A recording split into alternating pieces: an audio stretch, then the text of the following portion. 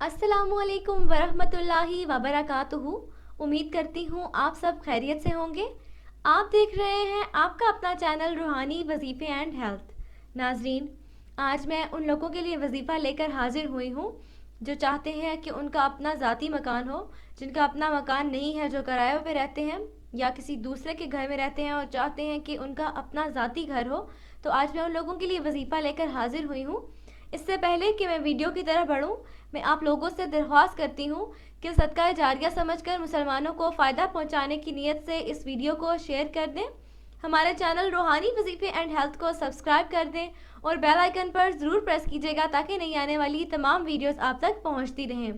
तो नाज़रीन, ये अमल ज़ाती घर के लिए बहुत मौसर है। अगर कोई शख्स किरायादार हो और माशी हालत तंग होने की वजह से उसमें कोई ज़ाती मकान बनाने की सकत ना हो, तो उसको चाहिए कि इसम मुबारक या मालिकू को रोज़ 10,000 मरतबा पढ़े।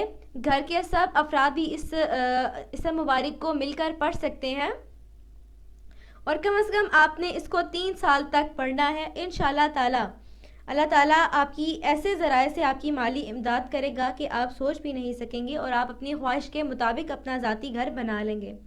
तो नाजरीन, आपको मैं दोबारा बताती चलूँ, या मालिकू को आपने 10,000 मरतबा आपने एक दिन में पढ़ना है।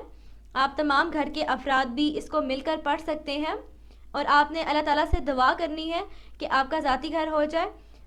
आपने नाजरीन इसको लगातार 3 साल तक आपने ये करना है। इंशाल्लाह ताला आपका अपना ज़ाती घर हो जाएगा। तो नाजरीन, उम्मीद करती हूँ आसान अल्फाज में जो मैंने आपको वजीफ़ा बताया है उसकी आपको समझ आ गई होगी।